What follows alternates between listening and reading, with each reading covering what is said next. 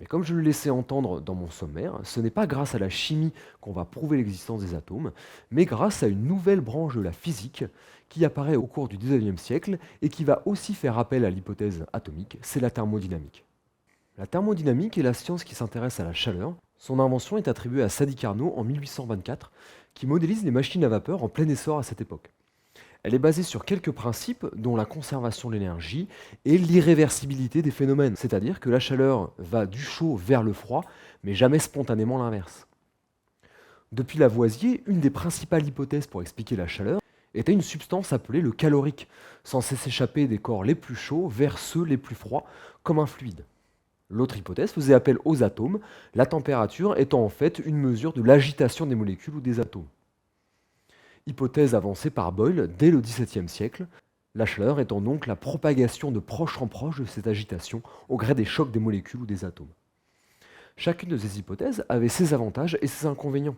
Ainsi, le fait que deux objets qu'on frotte l'un sur l'autre s'échauffent, tous les deux, était plus facilement explicable avec l'agitation des molécules. Tandis que le fait qu'on ressente la chaleur même à travers le vide, les pompes à vide étaient maîtrisées à l'époque, était plus compréhensible avec le calorique. Le calorique fut abandonné au milieu du XIXe siècle quand la thermodynamique considéra la chaleur comme une forme d'énergie. Ce qui fera d'ailleurs naître un autre courant de pensée opposé à l'hypothèse atomique, l'énergétisme. Ces scientifiques rejetaient encore une fois toute forme d'hypothèse, comme beaucoup de chimistes de ce siècle, et considéraient que seule l'énergie avait une valeur. Les scientifiques qui croyaient à l'hypothèse atomique vont développer la thermodynamique en s'appuyant notamment sur la théorie cinétique des gaz, qui ramenait la température et la pression exercées par les gaz à la somme des énergies cinétiques des molécules qui le composent. L'énergie cinétique étant l'énergie liée à la vitesse. Cette théorie cinétique des gaz va se développer grâce notamment à Clausius et Maxwell, qui utilisaient la théorie mécanique de Newton pour décrire le mouvement des molécules. Ces théories devaient conduire à retrouver les lois des gaz parfaits, déjà bien connues, lois qui lient la pression, le volume et la température d'un gaz. D'abord, les scientifiques ne prirent en compte que le déplacement des molécules, puis le choc entre les molécules, et rendirent la théorie de plus en plus complexe afin de se rapprocher de la réalité. Prise en compte de la taille des molécules, puis de leur rotation, ils purent ainsi expliquer la viscosité, la diffusion. Par exemple, Clausius décrivait les molécules par une vitesse moyenne, simplification justifiée par le fait qu'à température constante, un gaz exerce une pression constante sur les parois. Maxwell introduisit la statistique pour rendre le modèle plus réaliste et rendre compte de la disparité des vitesses des molécules au gré des chocs. Maxwell va confronter quelques prédictions de sa théorie à l'expérience, notamment le fait que la viscosité d'un gaz soit indépendante de la pression, ce qui vérifiera expérimentalement en 1865. Cette théorie de la cinétique des gaz, qui s'appuyait donc explicitement sur l'hypothèse atomique, fut également confrontée à un paradoxe apparent, énoncé par Johann Joseph Loschmidt. Cette théorie se base, je l'ai dit, sur la mécanique de Newton, qui autorise la réversibilité. Si on remplace le temps t par moins t dans les équations, elles ont toujours des solutions. Par exemple, il suffirait d'inverser toutes les vitesses des molécules de ces deux gaz et ils se resépareraient. Or, on n'observe jamais deux gaz qui se reséparent, on obtient toujours un mélange définitivement homogène. Cette irréversibilité des phénomènes observés en thermodynamique semblait donc en contradiction avec les prédictions, avec ce qu'on pouvait attendre d'une théorie basée sur la mécanique de Newton qui autorise la réversibilité. Et donc ça semblait invalider la théorie cinétique des gaz et donc l'hypothèse atomique. C'est Boltzmann qui va lever ce paradoxe et expliquer l'irréversibilité des phénomènes en faisant appel de nouveau à la statistique et aux probabilités. Simplifions avec quelques molécules de deux gaz différents. Voici toutes les configurations possibles pour la répartition de ces molécules dans cet espace. On voit que l'ordre ne représente que 2 chances sur 20.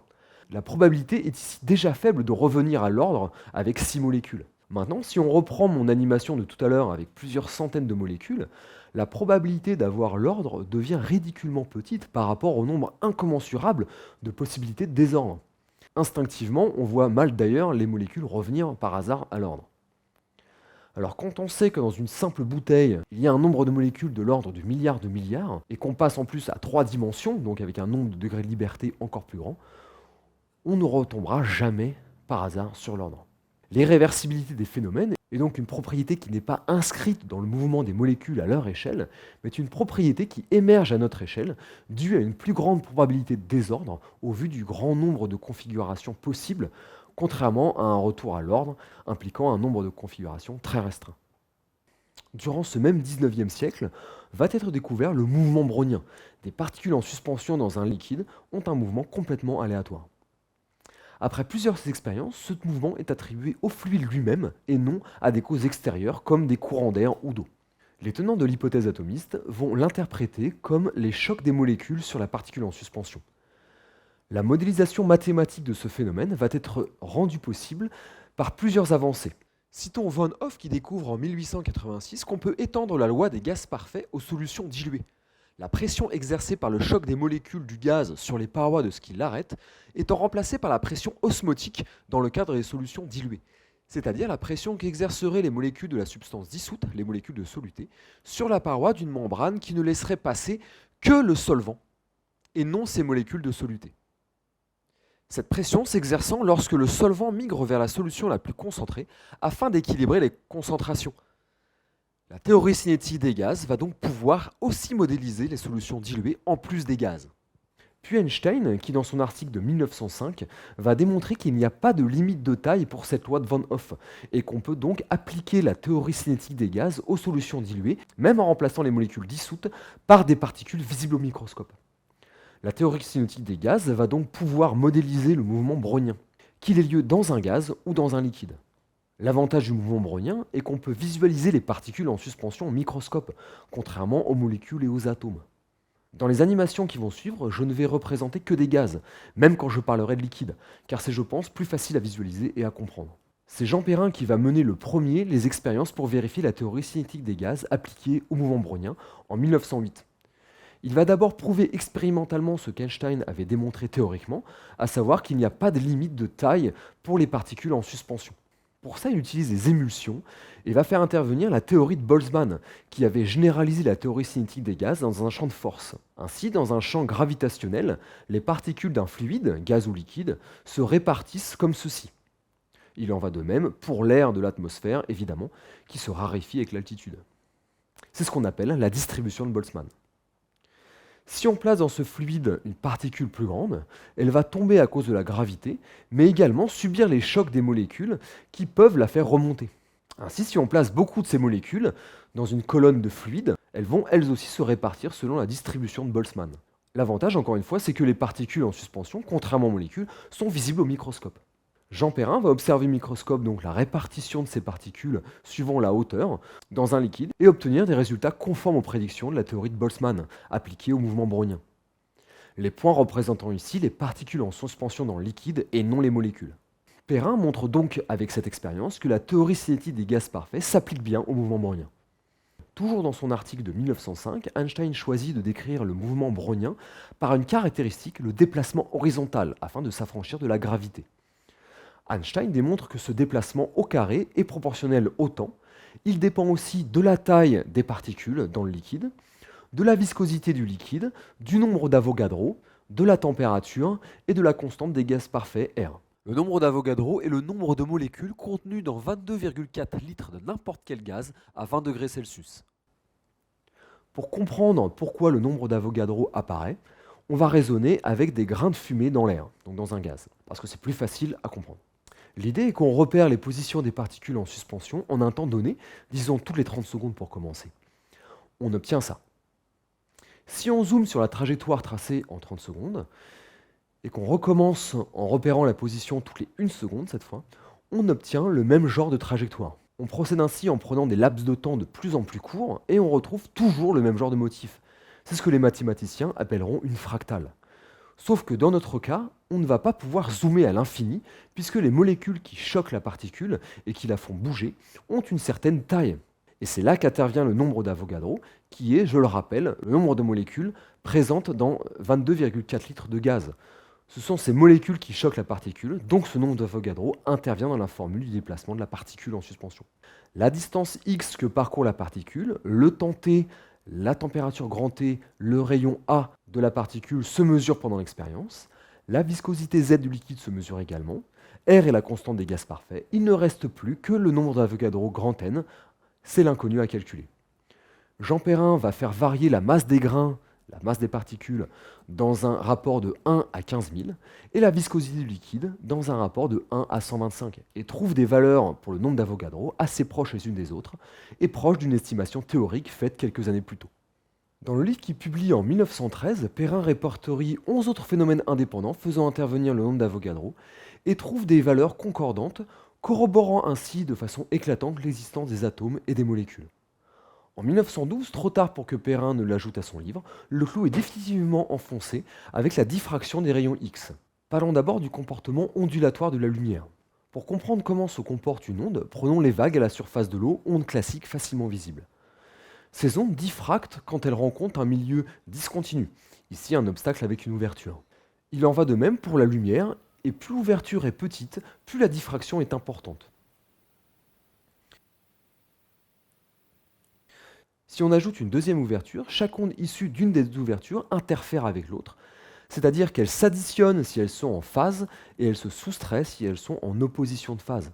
Ainsi, une onde plus une onde peut donner pas d'onde du tout, ce qui n'est pas le cas avec la matière, à moins d'avoir de l'antimatière, mais sinon, de la matière classique plus de la matière classique ne donnera jamais pas de matière du tout.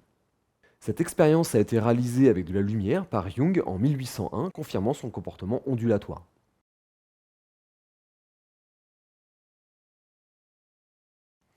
Ce qui fait diffracter la lumière ou les ondes doit avoir une dimension proche de leur longueur d'onde.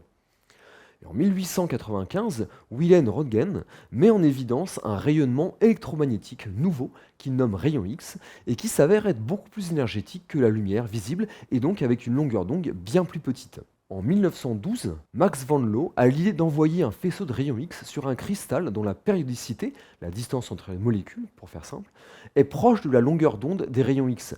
Il espère ainsi voir les rayons X diffractés.